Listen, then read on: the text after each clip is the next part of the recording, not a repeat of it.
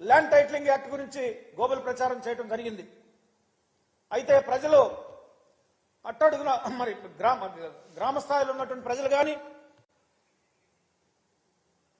మేము ఎన్నోసార్లు ప్రచారం చేస్తున్నటువంటి క్రమంలో వాళ్ళు చేసే గోబల్ ప్రచారాన్ని తిప్పికొట్టి ఇదంతా కూడా ఓట్ల కోసం ఆడేటువంటి నాటకంగా, ఇదంతా కూడా ఎన్నికల యుద్ధంలో దొడ్డిదారిన అబద్ధాలు చెప్పి దొడ్డిదారిన మోసపూరితంగా రాజకీయ కుట్ర ద్వారా రాజకీయంలోకి అధికారంలోకి రావాలని చేసేటువంటి ప్రయత్నం అని చెప్పేసి కూడా ప్రజలు భావించి దాన్ని తిప్పికొట్టడం జరిగింది.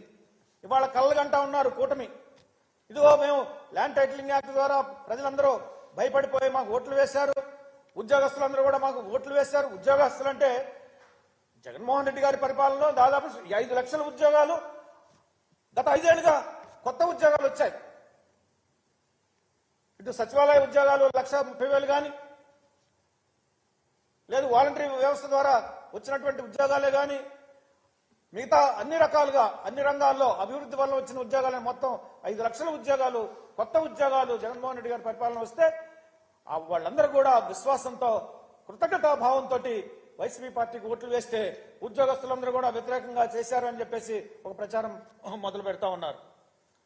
ఏది ఏమైనప్పటికీ కూడా ఎస్సీ, ఎస్టీ, బీసీ మైనార్టీలు, అగ్రకుల పేదలు, బహుజనులైనటువంటి ఈ ప్రజానీకం అంతా కూడా సుమారు 80% ప్రజలు ఇవాళ వైసీపీ పార్టీకి అండగా ఉండి వైసీపీ పార్టీని సొంతం చేసుకుని ఈ వైసీపీ పార్టీకి అధికారంలోకి రావడానికి పెద్ద ఎత్తున ఓట్లు వేశారని చెప్పి తెలియజేస్తూ త్వరలోనే